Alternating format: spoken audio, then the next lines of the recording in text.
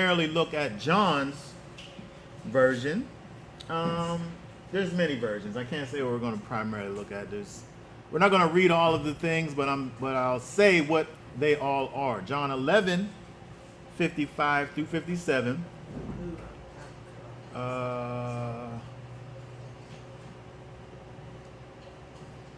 Matthew 21:14 through 17. And also, 21:1 through 11, and also 14 through 17. I'll just look at this over here. Mark 11:1 through 11, and Luke 19:29 through 44. All of these essentially are giving us the same account. Some of them have additional information, which is the thing that we're going to pay attention to, is that additional information. I think what I want to begin to do is look at John 11:55. We'll read a little bit at a time. 55 through 57.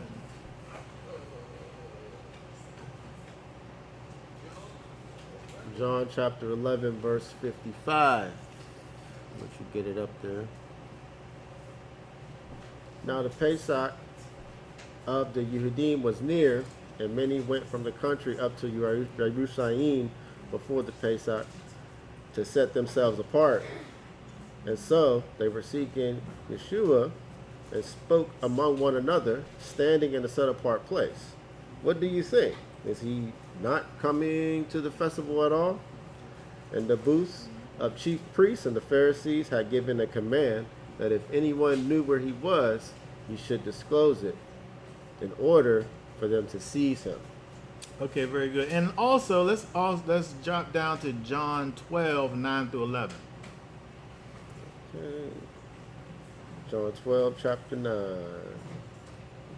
Then a great crowd of the Yehudim learned that he was there, and when they came, not one account of Yeshua only, but also to see Eleazar, whom he had raised from the dead. And the chief priests resolved to kill Eleazar as well, because on the account of him, many of the Yehudim went away and believed in Yeshua. Okay, very good. So let's just talk about this for a second here. First of all, if we look back in John 11:55 through 57, it talks about the fact that Pesach, Passover, was near. The season was near. Oh, and by the way, at this time, they didn't necessarily have that type of an issue. The Sanhedrin was ruled by the Pharisees, so the Pharisaic calendar was what they did. There was different sects, but the leaders of the Sanhedrin were Pharisees, and so they observed the Pharisaic calendar. There were other calendars at that time. The Essenes existed. They did the Enoch calendar, but they were separatists, and they did it over there. But, huh? He got kicked out first. And so, and John, he's making this declaration of the season that they were in. It was Pesach, and many went up to Jerusalem before Pesach. Many did that aliyah, that elevation to Jerusalem. We talked about this a few times. Jerusalem was geographically up. It was, in fact, a place on a hill. So in order to get there, no matter where you was coming from, you went up to get there. It was geographically up. But they also talk about the idea of going to Jerusalem in a spiritual way, because you're going up to the place where the Most High places his name. And so when we think about the idea of going up to Jerusalem for this time, to set themselves apart, as one did during this time, because it was a time for men to go and celebrate, these pilgrimage feasts days. And so they would go to Jerusalem from the countryside, as all people was doing, to keep the feasts. And so it's interesting that when we look at what's going on here, it's almost as if they understand that Yeshua is, regardless of how they thought about him, was a devout man. If they wanted to get him, this would be the perfect time, because everybody's coming up to Jerusalem because of this feast time. An interesting thing that we think about. Let's go over to Deuteronomy. Deuteronomy 16, 5 through 7. We're still talking about the words of the master, but we're talking about the why here of what's going on.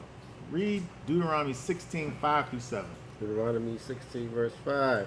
You are not allowed to slaughter the Pesach within any of your gates which Yahweh your Elohim gives you, but at the place where Yahweh your Elohim chooses to make his name dwell.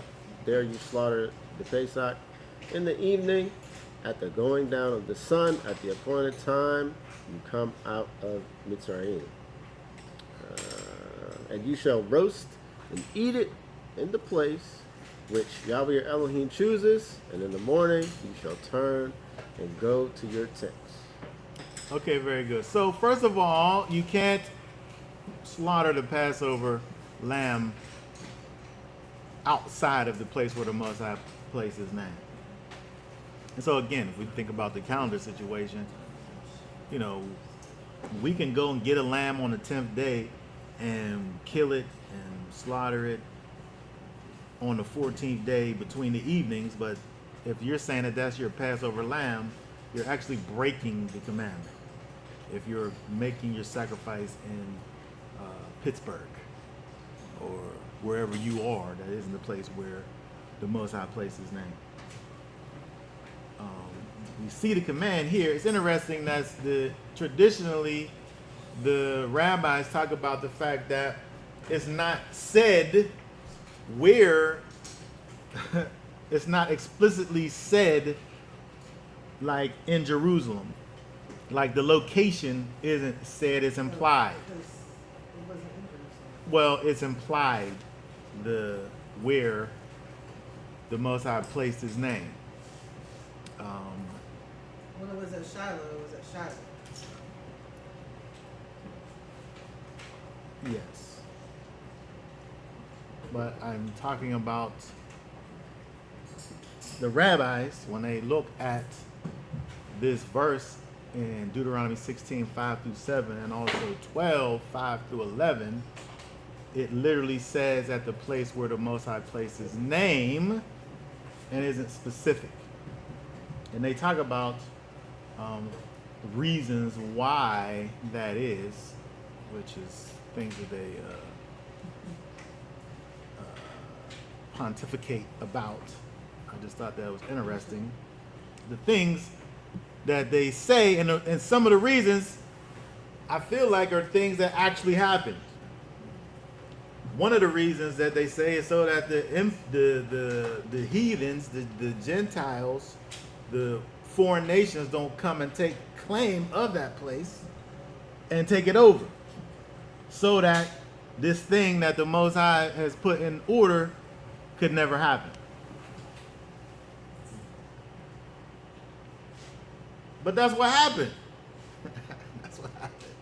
That's what happened. But not because they found out some secret thing that the Most High had, and like the people somehow thwarted the plans of the Most High. We know that Israel's situation came about because of Israel's own disobedience. But I just thought that it was interesting that they have these reasons why they say that the Most High only hints to the actual place that he said his name, but the people took it over anyway. But all that to be said, if we go back to John, and look at the fact that the people knew that Yeshua was coming over there to Jerusalem, but they're not only looking for him, but they're looking for Lazarus too. They're looking for Eleazar too, because he gained a particular level of notoriety for the simple fact that, first of all, we know based on this that Lazarus or Eleazar wasn't just a regular person. Like, he was a known individual. It talks about so many people that came, that were mourning for his loss. And so this known individual who dies, this individual who Yeshua knew, was close with, and raised him from the dead, almost becomes some type of a poster child, I don't know what else to say, for the purposes of Messiah and his gospel. People were able to look and say, oh, he's a perfect example of who Yeshua is. He was dead and now he lives. And so he was just as much on the wanted list as Yeshua was, because of the thing that Yeshua did. And so we learn here from, they more than just John, but the one that we're looking at here. John helps us to see that they wanted to literally kill Lazarus just like they wanted to kill Yeshua. The chief priests, the scribes and the Pharisees, they all wanted to hold on to their power that they had, which was really in jeopardy by what it was that Yeshua and his message was doing. It's interesting when you think about I don't know what else to say besides I'm using this terminology. It was the orthodoxy of Judaism. It was Orthodox Judaism. Not necessarily what we know of as Orthodox Judaism, but it was the thing that was the main way of doing things in accordance to the religion and culture. What Yeshua was doing, which what end up being called Christianity, for all intents and purposes, was actually like Reformed Judaism. It was a Reformed version of what it was that was going on. Now, I'm using these terms, because when you think about what it is right now, Orthodox is going to be on top, and Reform is like the most lenient version. If there's like women rabbis and gay rabbis, those ones are Reformed. And then I think conservative might be on top of those. And then, but what I'm saying is that the idea of what that is, a Reformed version of what the mainstream was doing, was what Yeshua was coming with. And so it was basically an offshoot of what was the normal situation, which the chief priests were in complete opposition with. Yeshua's mission, the things that he had to bring, they didn't want it. Even though we know that this is the way. They was really gonna try to kill Lazarus. Yeah. Even though if they got raised from the dead, they would probably be happy. They probably would be happy. It probably would have took them being raised from the dead in order to get past their prideful ways. But that's what happened, right? Okay, let's keep on going. Let's go over to Matthew. Let's look at Matthew 21. Let's look at Matthew 21, 1 through 11. Anybody have any questions or comments about that first part of John? No, just that idea of them just thinking what they were going to do. They think what was going to happen by killing Lazarus. Yeah. I mean, the thought of that seemed like it would have made him more of a martyr and put him up. Or were they going to say, see, he was dead? I don't know. I mean, you think about it, it's like so. I guess if you think about it rightly, for them to kill him would probably have that reverse effect. But if you think about it from their standpoint, they want to get rid of this. He's a spreader of this message. You know what I mean? He's out here he don't even got to talk to be a spreader of the message. Just the simple fact that he exists. Right. He preaches the gospel. Just the fact that he's there. I don't know why this is right here, but he's here. And so his existence was something that was contrary to their purposes. But yes, I agree. If they were to do that, yes, it probably would, in fact, have the reverse effect. Okay, let's look at Matthew 21, and let's read 1 through 11. Matthew 21, chapter 1, verse 1. And when they came near Jerusalem and came to Bethphage at the Mount of Olives, then Yeshua sent two taught ones, saying to them, go into the village opposite of you, and straightway you shall find a donkey tied, and a colt with her. Loosen them and bring them to me.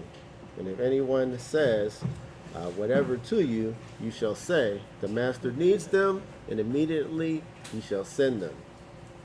And all this took place, that it might be filled what was spoken by the prophet, saying, say to the daughter of Zion, see, your sovereign is coming to you, meek and sitting on a donkey, even a colt and a foal of a donkey.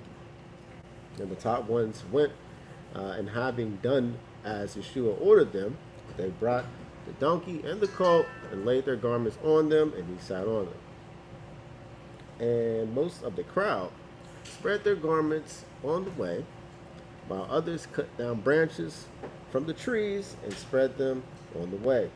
And the crowds who went before and those who followed cried out, saying, Hosanna to the Son of David. Blessed is he who is coming in the name of Yeshua, Hosanna in the highest. And he said, as he entered into Jerusalem, all the city was stirred, saying, who is this? And the crowd said, this is Yeshua, the prophet from Nazareth of Galilee. Okay, very good. So let's go back up and look at a few things here now. This, I think, is interesting. And I'm not sure what to think about it at first. Well, let me just say I am sure what to think about it, but I'm just kind of rhetorically saying that. Verse 2. Verse 2 is interesting because it looks like Yeshua is saying to his disciples, just go and steal these two animals from somebody. Why? He wasn't like, go over there and find out whose these is and take them. Or ask for them. They never asked for these. For the donkey and the colt. The donkey and the young donkey. At first, because I'm not a country person, when I saw this at first, I thought it was a donkey and a horse. But a colt is just like a stage of It's just a young donkey. But anyway, he don't say go into this village and find a man like he did with the Passover thing, and find and he'll give you a place that we can keep the Passover. Go into this city and you'll find these if they're tied up, somebody tied them up. Yeah. Right? They can't tie themselves up. Right. And he's saying, go in there and just take these animals and bring them to me.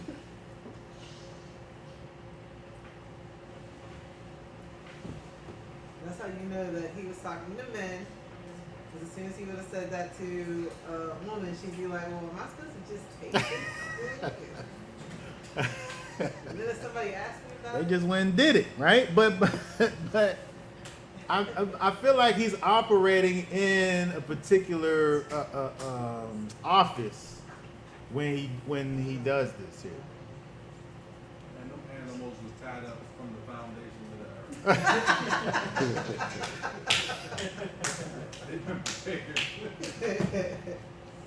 Waiting. But there's somebody's animals though, right? You would think there's somebody's animals. That's why they're tied up. But Yeshua say, go into this village and take these animals, and if anybody got anything to say about it, just tell them that the master needs them.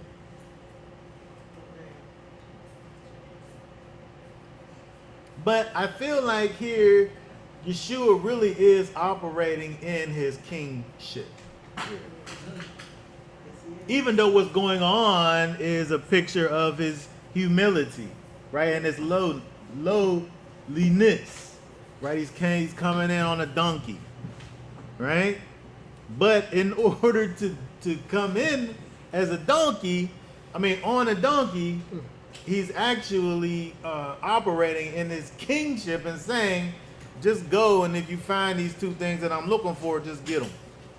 And whoever got something to say about it, just tell them who I am, and then they'll be okay with you. It's almost like it really made me think about Star Wars.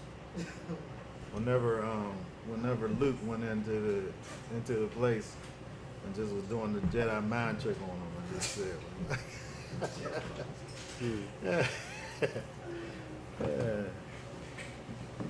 But that's kind of what happened, though. Yeah. That's kind of what happened. It don't matter who they is. Just tell them the master needs them, and then that's good enough. But it's interesting when we look down as it keeps going, we see that he's operating in this kingly, sovereign office by going and claiming ownership, basically, of these animals, this donkey and this colt, this donkey and this young donkey. But when we look at verse 5, which is essentially, go over to what I want to look at is Zechariah 9:9. Verse 5 is from Zechariah 9:9. That's what I want to look at. Because in it there are some interesting things that go along with this idea of Yeshua, who's, although he's in the fulfillment of this prophecy, is showing him in his lowliness, in terms of, he's not like kingly, or horses are connected with war. And so to go on a horse is like of high stature, and also kind of it has the image of like war. And so he's going in on this donkey, which a donkey is like this GMO animal. A donkey is. And a colt and a young donkey. And so he's going in with the imagery is a lowly image But in order to manifest this situation, he exhibits his sovereignty in his instructions to his disciples to just go and commandeer these. I felt like this just made me think about Israel coming out of Egypt and borrowing from the Egyptians.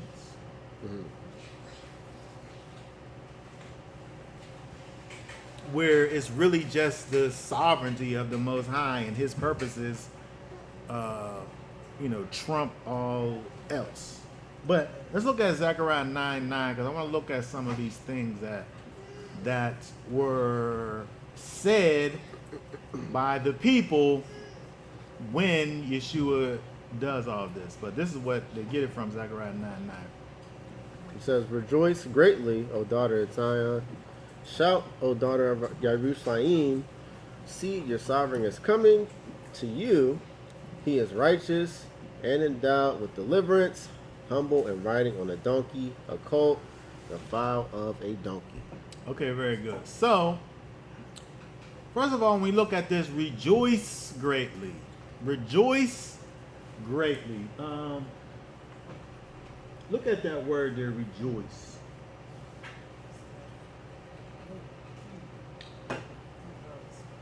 Gil or ghoul. There's two. But it means to spin. Wow. Spin around. This is interesting. I've seen this already. I'm acting like I just missed. Spin around under the influence of any violent emotion. What y'all think was happening whenever these people were saying Yeshua come through the thing? Huh? You think there was a bass player in the background running up and down the scale though? Huh? Was this where they got the shout dance from, this thing here that they was doing? Rejoice. That word means to spin around under the influence of a violent emotion. It's not as if it's violent in terms of hurting, but there's an intense emotion involved with the celebration that's happening. They're very happy. Excited. They're rejoicing greatly. And then it says, "O daughter of Zion, shout." I think that is interesting that when we think about Israel, a lot of times it talks about Israel and talks about the children of Israel, which in English is the children of Israel, but in the Hebrew is B'nai Yisrael, which is the sons of Israel. But in this context here, it's not just speaking of just the daughters. It's really speaking about the nation kind of in this, feminine attribute. Where it says, "O daughter of Zion." And it says it 2 times. Daughter of Zion, rejoice greatly. Daughter of Zion, shout. And it made me think about the idea of the wife. And it made me think about the idea of the bride of Messiah.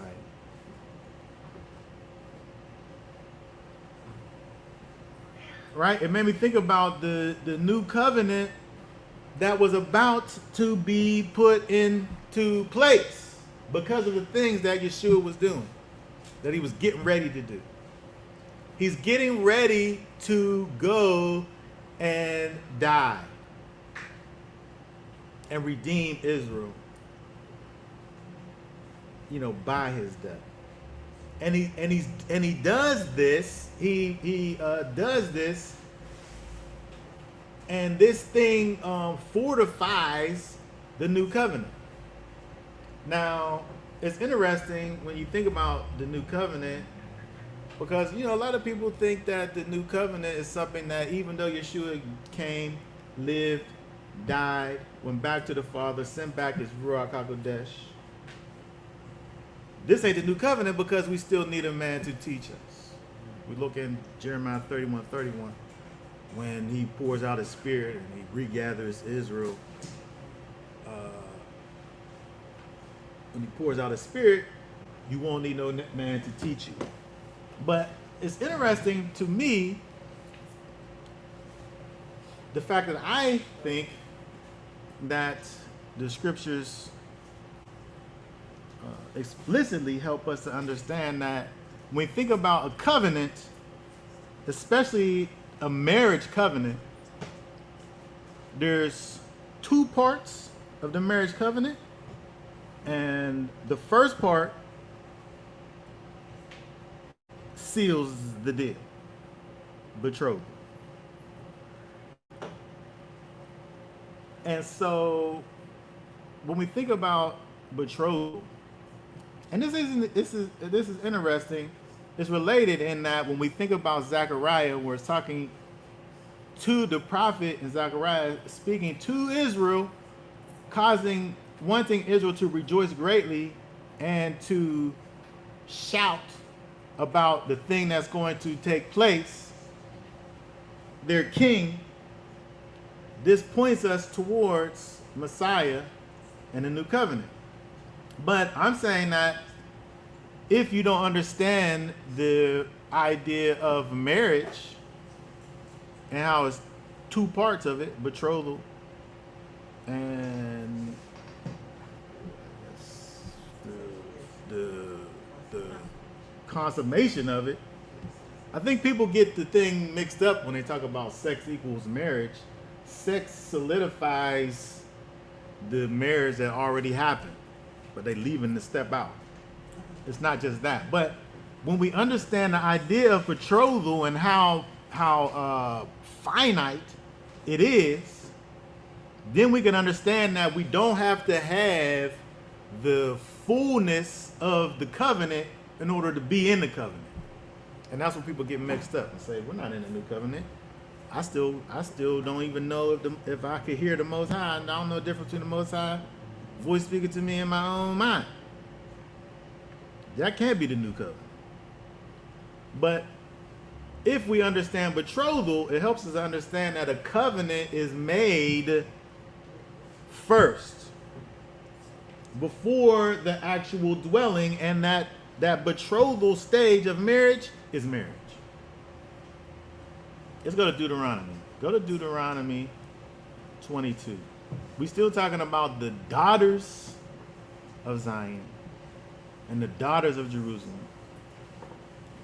But we're also thinking about the fact that he's speaking of Israel in this feminine sense, because the thing that he's doing, his triumphant entry into Jerusalem, he's dealing with his bride to be.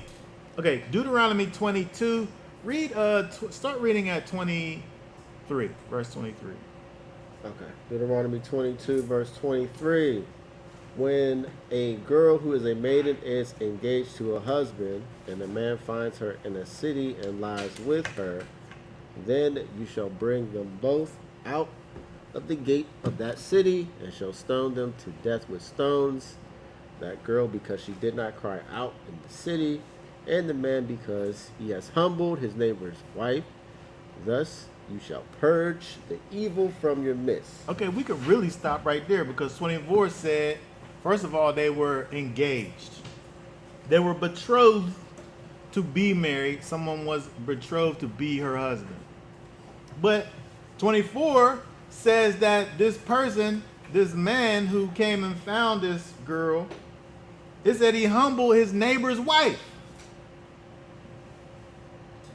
What that word say? Look on verse 24.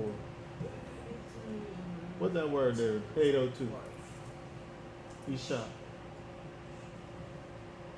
Okay. So if we want to say that Isha means woman or wife, it was the woman that was his neighbors, which is wife, the way we think about it. So they were betrothed. It was a wife at betrothal. That covenant was solidified. There was still another part, but you started that covenant already. It began. And so they have this situation, but the girl, she didn't cry out, so she gets stoned too. They was in the city. Somebody should have heard them. They was really being sneaky, and that's what happened. But verse 25, what does that say? 25. But if a man finds a girl who is engaged in the field, and the man takes hold of her and lies with her, then only the man who lay with her shall die. Okay, very good. So again, you got the same situation. The girl's betrothed. The man goes and takes her, but they're in the field. If she cried out, it didn't matter because nobody's going to hear him anyway. She's not guilty. He's guilty. Because betrothal is marriage. And so when we look at Yeshua, going back to Yeshua, we look at Yeshua, he finds a bride. Oh, you're overtaking my thing somehow. Okay. He finds a bride, the bride of Messiah, those that believe in Yeshua, those that become the daughters of Zion, the daughters of Jerusalem, the bride of Messiah, which Paul talks about this mystery that's unlocked. He comes and finds a bride, and when he pours out his spirit into his bride, they become betrothed to him. And you're the bride. Just waiting for him to come back and finish the deal. But you are the bride already. And so when we think about Zechariah and what we see over back in Matthew, this is the people realizing this idea. Even the person who owned the donkey realizing that this is the master. You can have whatever you want. It's yours already. He said, see, your king is coming. Your sovereign, your king. Yeshua is proclaiming kingship here. First of all, when he goes and sends his disciples to it, but when the people are making this proclamation, they're also agreeing of who Yeshua is. That he is in fact king. But looking at go back to Zechariah. Because looking at this is interesting. Go back to Zechariah. Because again, this verse here that's being referenced here deals with his kingship. And deals with the fact it says he is righteous. Just a few weeks ago, I don't know if it was a few weeks or last week, and somebody said, oh, good teacher. It says none are good. Right? All of the man's heart is wicked. But this one, he is righteous. He is righteous, and he controls deliverance. He's endowed with it. He holds salvation. It's in his hands. And he's giving it. What's that say there?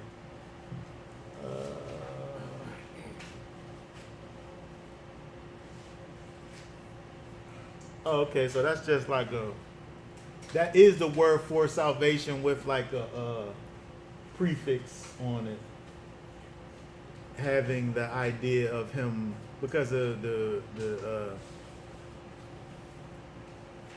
King James says having salvation.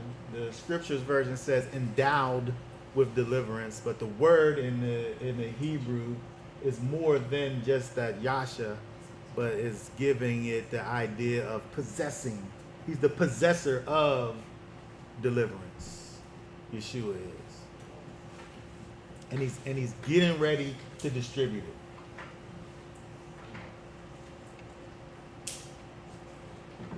He is deliverance. In fact, he's Yeshua, right? That's it's in his name.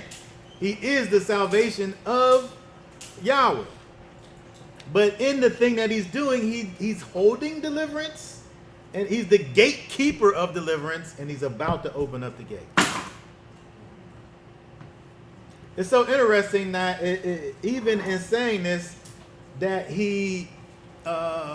there's so much authority in the situation. He's king. He holds the deliverance. He got the keys to deliverance, and yet he's humbly coming in riding on a donkey. It's kind of two separate things happening simultaneously, right?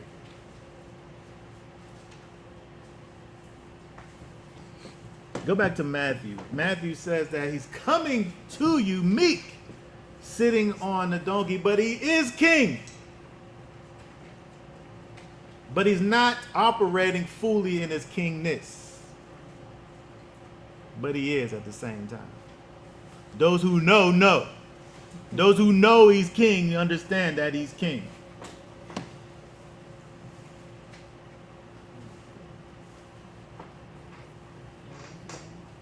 Okay, drop down. Did we read 6? We read all of that. Go down. Let's look at verse 9. Let's look at verse 9, because then at verse 9, the people are shouting out, Hoshina, Hoshiana, Hoshiana, Hoshiana. It says Hosanna. You know, somebody, in our Hebrew class, there's two. It was like 20 people in the class. 2 people. It went down to 2 people very fast. Me and the other guy, who's like from Oklahoma or something, and so he says Hosanna, Hosanna, and our teacher, he's a Yemenite, and you sound so English when you say Hosanna, because that's what the scripture says there, but it's Hoshia na. Hoshia na. It's 2 words. If you say it fast, maybe you could get Hosanna, but it's Hoshia na Yahweh. Save us now, O Yahweh, is what it says in Psalms 118 and 25. Save us now, O Yahweh. And it's not like Yahweh, get over here now and save us. It says now, but it don't have nothing to do with time. It has more to do with a fervency in the request that you're making. It's you're pleading fervently to the Most High, please save us. Save us now don't really do it justice, because it's almost like you're putting a demand on the Most High, when that's not what's happening. What verse is that in Psalm? 118 and 25.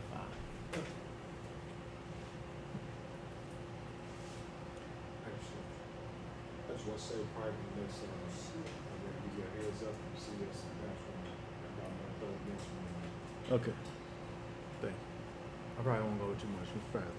But when we look over at what's going on over here, the people are making this declaration that when they say this thing that they say here, this Hoshia to Yahweh, it's something that traditionally happens at Passover, at Sukkot, particularly with the lulav.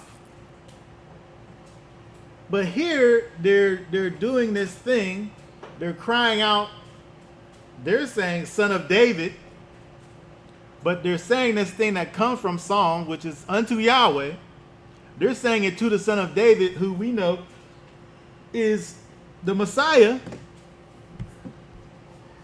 Blessed is he who comes in the name of Yahweh. They're doing this thing that is a psalm unto Yahweh, unto Yeshua. Because of the fact that Yeshua again is this holder of the salvation. He's bringing it and he's making it available to the people. The people who are doing this understand who Yeshua is. They're so happy, they're excited. They're taking off their garments and laying them at his feet as if they're rolling out the red carpet for Yeshua, except for the red carpet is their clothing. I mean, probably their outer garments. They're probably not getting, they're not doing it in a lewd way, but they're doing these actions of obeisance to Messiah because they are affirming his kingship. They're affirming his messiahship as he comes. And so the people are crying out, and the people in the city, they're like, who is this? Who is this? And they say something interesting. They say, this is Yeshua the prophet.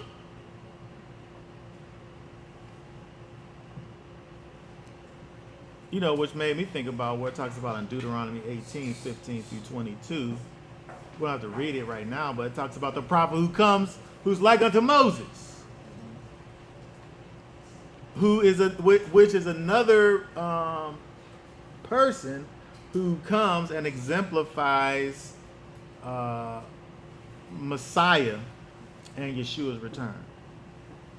And so, okay, I want to drop down to this is 21. Let's drop down to the end of 21, which is 39 through 44. I don't want to go too much further, but I want to add this point here.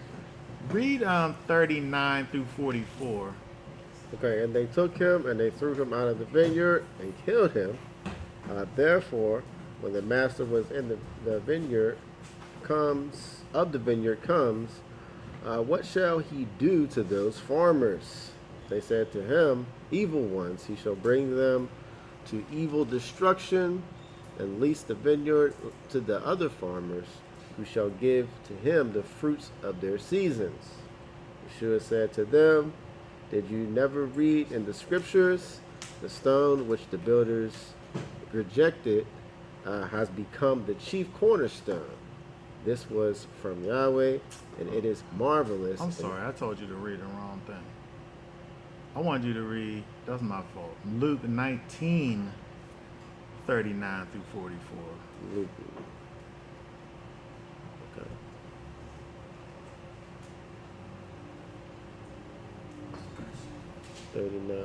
Keep snatching that. Luke 19:39. Yes, sorry. Luke 19, 39 through 44. Okay. And some of the Pharisees from the crowd said to him, Teacher, rebuke your taught ones. But he answering said to them, I say to you that if these shall be silent, the stones would cry out. And as he came near, he saw the city and wept over it, saying, if you only knew even today the matters for your peace, but now they are hidden from your eyes. Because they shall come upon you when your enemies shall build and rampart around you and surround you and press you on all sides and dash you to the ground and your children within you.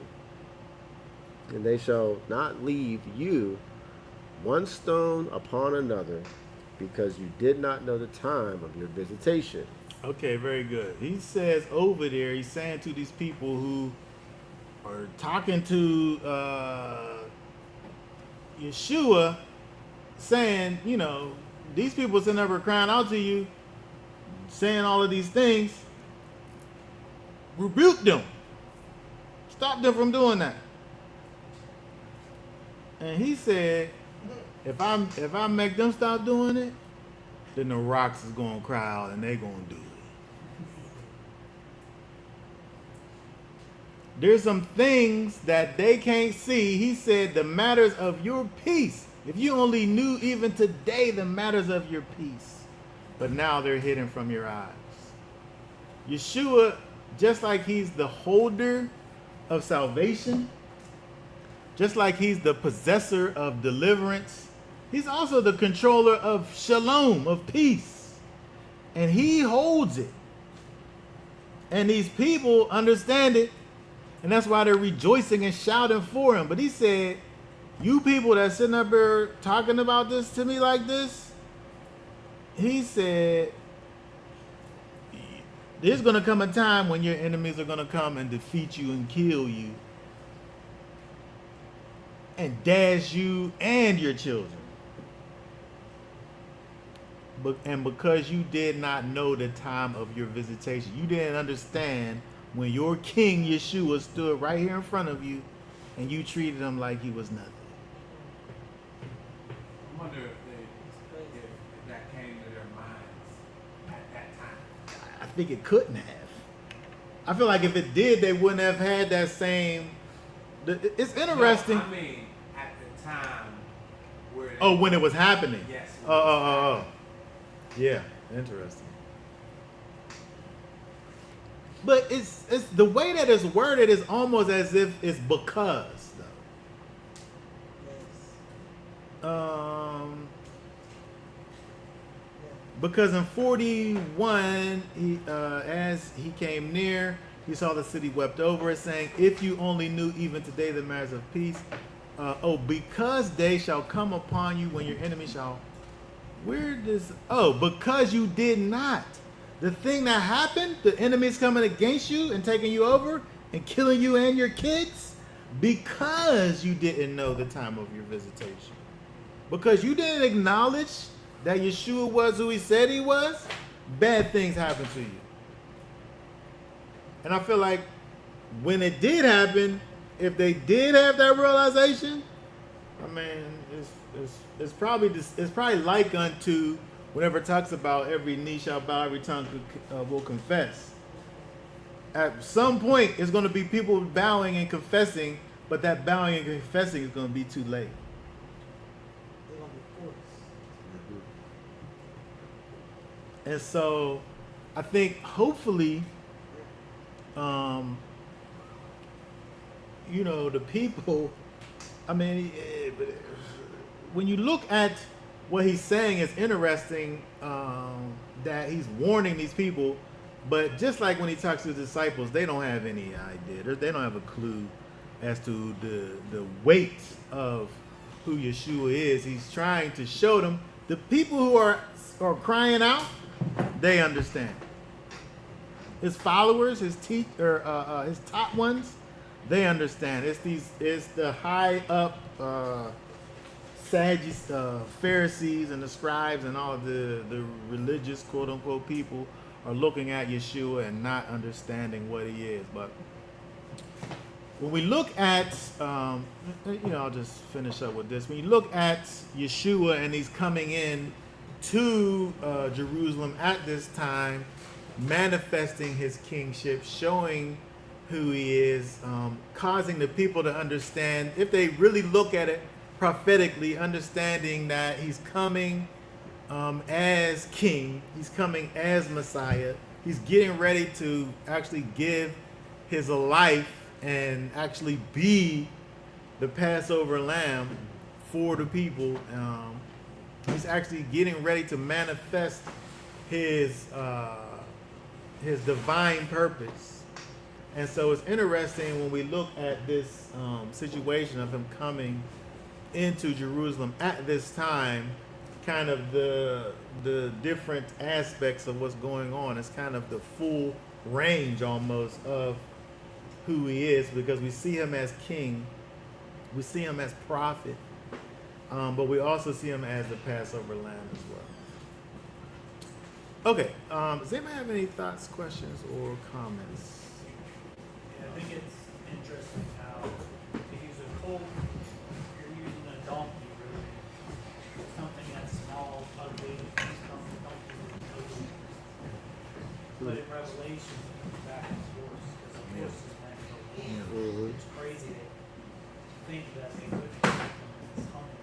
Yeah. Where he's king, but he's showing you that it's not a king like they're used to ruling over. Right. It's not humble. That's You it. can't accept it like this. But when he comes back, he's coming back on this sky. Yeah. Yep. Yeah. Just crazy. It's almost like when you think about like how you want somebody to love you for you. That's how I'm thinking about it. He could have came back like how everybody was looking for him to come back, but is it really sincere? It's like you don't really even. But these people are looking at him and seeing what they see and understand that he ain't all that I'm looking at. He's way more than that. And so they're seeing the essence of who he is and understanding who Yeshua is from a personal perspective and choosing him not really based on the weight of who he really is. Because he is king, but he's not coming like a king. He's coming like just one of the people. I mean, he's manifesting his kingliness, and we see that in part. But for the most part, he's one of the people.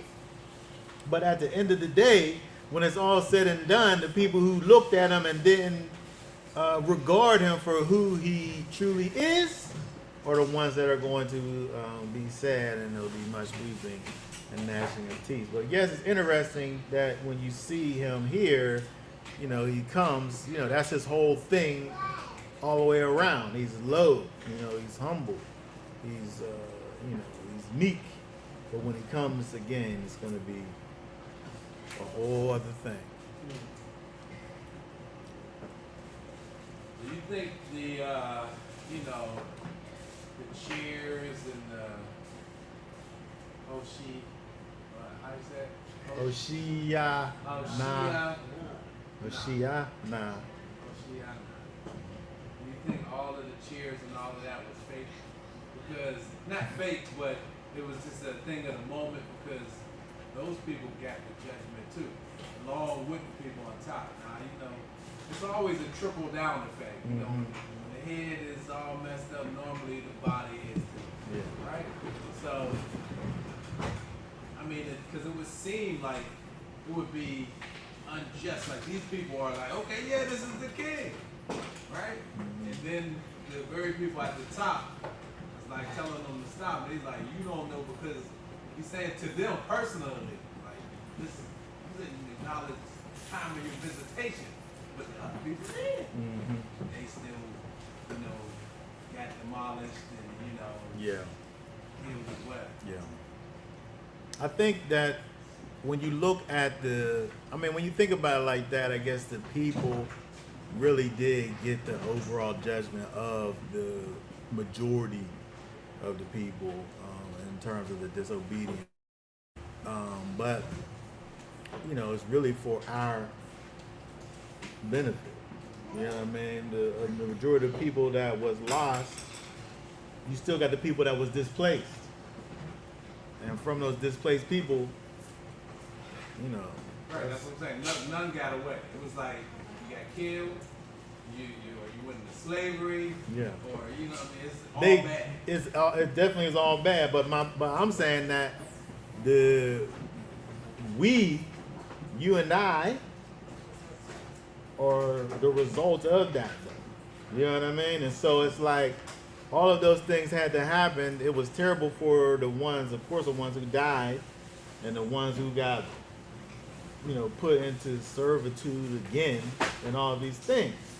But these are the things that has to be set up in order for us to get all the way up until now. And so the nation as a whole pays the penalty for the ones at the top. Yes, absolutely.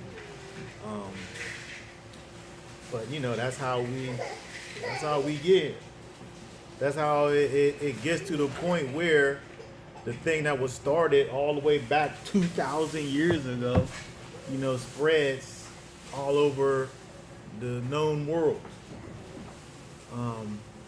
But you know, like we said, it's interesting to look at Yeshua and kind of his, you know, the things that he does and showing himself. Those that are able to accept his truth, they, you know, they follow and come.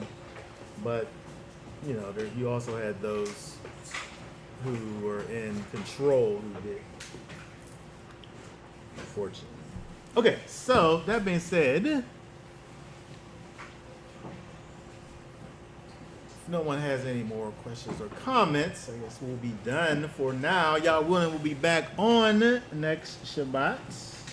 Until then, we'll say Shabbat Shalom. Shalom.